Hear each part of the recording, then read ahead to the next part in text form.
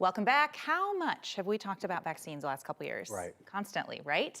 We cannot forget kids in this conversation, though, too. The CDC is now recommending anybody 6 months and older get the latest COVID vaccine. Not just the COVID vaccine, but RSV and flu shots as well. Dr. Kohli joins us now with a little bit more about all of this. Dr. Kohli, thanks so much for being with us. Thank you for having me. First of all, tell us a little bit about what's driving the increase in COVID hospitalizations that we're seeing. You know, if you dive deep into the hospitalizations in kids, you see that really the age group that's getting hospitalized is the 0 to 4 years old, the youngest kids. And they make up 1/4 of the children population, but they make up 1/2 of the hospitalizations. And this is concerning because these are the kids that are at the highest risk of complications. They have very little reserve. Their immune system is very naive. And so why would it be that the 0 to 4-year-olds are driving this? Well, that also happens to be the group that has the lowest rate of vaccinations against COVID. So we really think that that's the big driver of the surge in hospitalizations. And I think fall is the perfect time to give your child a little bit of a boost to their immune system. If you're a parent going in for kiddo vaccines, you've got probably a list at this point. What's on the list for you? So top on the list is COVID, the new XBB monovalent vaccine. So that's against kind of our most recent dominant Omicron variant. It does cover the other newer ones as well that we're concerned about, and it's for anyone 6 months and older. So if your child is more than 2 months out from their last COVID infection or shot, they need to get a boost on that. Flu is next on that list. So again, anyone 6 months and older gets a flu shot. Now what's interesting is if you're a child that's never gotten a flu shot before, or you've only gotten 1 dose of the flu before, you may actually need 2 doses in the same season. So the initial dose and then kind of a flu booster later in the season.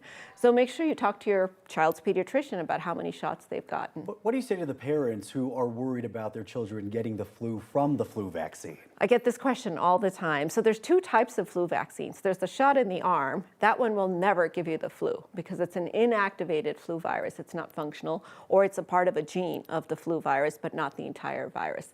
There's also nasal spray for kids that may have fear of needles. Now that one is a live attenuated vaccine. So it's actually the flu. It's just a diluted form of the flu.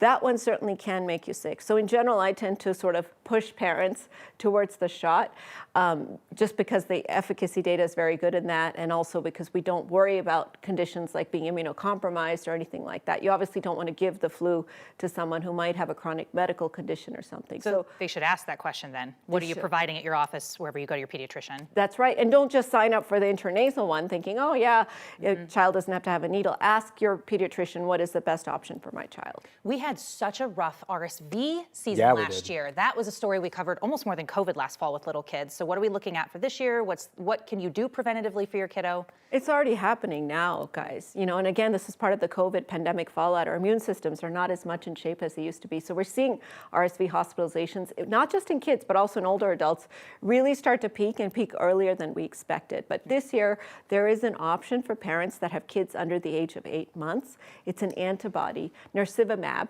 and it's basically passive immunity. So you're not giving a vaccine to have the child's immune system make those antibodies because their immune system's a little bit naive. You're actually giving them those antibodies that will protect them for about 5 months. So if your child's under the age of 8 months, they might be eligible. If they're up to 19 months and they have chronic medical conditions like lung disease or cystic fibrosis, they could also be eligible. All right, a lot of good information, Dr. Kohli. I think you'll be happy to know I got my flu shot today. Good job. I saw my primary care doctor. Good for you. I'm not a child, though, depending on who you ask. I might. Sticker? No, I got a Band-Aid because I couldn't look. I'm still one of those people, right? Dr. Kohli, thank you so much.